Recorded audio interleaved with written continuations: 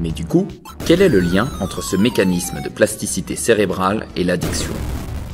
Un jour, Dimitri a trouvé une feuille de coca. Elle avait un sale goût, mais il en est tombé amoureux. Bizarre, non? Les découvertes récentes ont permis de mettre à jour un lien commun entre toutes les drogues. Elles auraient tendance à provoquer une surproduction de dopamine dans le système de récompense, directement lié au plaisir. Là où la banane provoquait une libération naturelle et régulée de dopamine dans le cerveau de Dimitri, la cocaïne contenue dans la feuille de coca entraîne une surproduction de cette substance. Il en résulte une surstimulation des voies neuronales activées dans son système de récompense au moment de sa consommation. À mesure qu'elles sont activées, ces voies se renforcent si bien qu'au bout d'un certain temps, elles restent ancrées sur le long terme.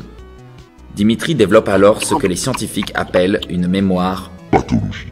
C'est-à-dire que les réseaux neuronaux activés par sa consommation de feuilles sont dans l'incapacité à présenter le phénomène de dépression ou d'oubli. Le comportement de Dimitri change progressivement. Il se met à rechercher et à manger des feuilles de coca de manière compulsive, tant le plaisir qu'elles lui procurent est fort. Il devient aussi difficile pour lui de faire abstraction de ces feuilles. Même si Dimitri arrêtait totalement sa consommation, il resterait susceptible de sombrer à nouveau à cause du caractère persistant de la mémoire pathologique. Le simple fait de voir une feuille de coca lui rappellerait inconsciemment le plaisir mortel qu'elle lui avait apporté et le pousserait à la consommer. C'est l'addiction.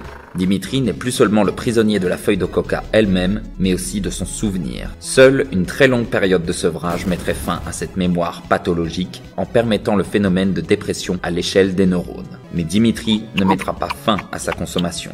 Pas sans aide en tout cas.